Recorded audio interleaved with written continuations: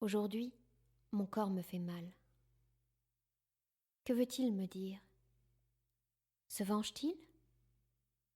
Ou bien se manifeste-t-il simplement pour me rappeler sa présence?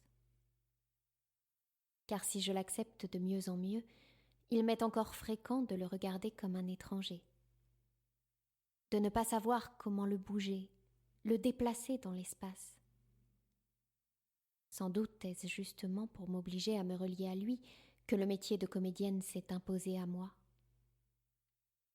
Né sans corps, esprit lié pendant longtemps à la source, il m'a été brutal en vérité de devoir m'habituer à une enveloppe terrestre.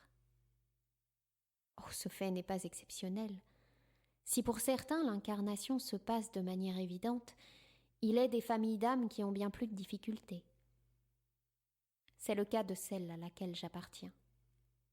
Beaucoup de ce que l'on nomme ici fées, nymphes, ondines appartiennent à cette catégorie. On leur prête depuis la christianisation des qualités surnaturelles, voire maléfiques, mais elles ne sont que les messagères de l'autre monde. Leur âme, moins dense que les autres, se rapproche des anges. Elles sont si légères que même lorsqu'elles le veulent, elles opposent une certaine résistance à s'intégrer en tant que corps physique. Alors leur être, une fois incarné, paraît plus diffus, moins ancré sur terre. Il ne leur est pas naturel d'apprendre à vivre entre des murs, à se servir de clés, de serrures, de poignées de porte. Toutes les fées sont originellement l'expression de la terre-mère. Elles sont la nature, le mouvement des vagues ou celui du vent. C'est toujours au nom de l'amour qu'une âme s'incarne. Lorsqu'elle prend corps, elle arrive sur terre avec une mission bien précise, celle de guérir, d'initier, de communiquer, d'enseigner ou encore de guider. Nous autres avons pour mission de ramener la spiritualité dans le monde des hommes. Seulement, s'incarner signifie devenir homme à notre tour, et donc se couper en apparence de cette spiritualité que nous venons transmettre. Il est une âme légère dont on arrête souvent l'histoire au gré de l'onde, comme symbole des dangers auxquels l'incarnation expose parfois. On la surnomme le chat fée. Celle-ci n'est pas originaire des eaux, mais des forêts. Tentée, comme je l'ai été moi-même par la métamorphose, elle tomba amoureuse d'un chasseur qu'elle croisa un matin, et par là même, elle obtint l'âme humaine. Il ne fallut pas plus d'une rencontre pour que le chasseur tombe sous son charme. Ils se marièrent vite, mais leur bonheur fut bref. Bien loin des concepts très humains d'appartenance, de pudeur, de jalousie, de propriété, comment aurait-elle pu se douter que ce très joli corps dont la nature l'avait nouvellement doté pourrait devenir source d'une si grande souffrance? Détestée dans le village par les autres femmes pour sa grande beauté, elle devint la cible parfaite de nombre d'hommes. En l'absence de son mari, il devint récurrent qu'on force violemment sa porte et son lit. Abîmée, terrifiée, dégoûtée par ce corps tellement sali qu'elle finit par le trouver bien laid, mais toujours amoureuse, elle préféra ne rien dire à celui qu'elle chérissait, de peur de le peiner. La vérité pourtant lui fut bientôt révélée d'une autre bouche, alors il la chassa, s'estimant trahi par elle plutôt que par ses semblables. Anéantie, elle regagna son bois et se mit à mutiler ce corps qu'elle tenait responsable de son malheur avec tout ce qu'elle trouva.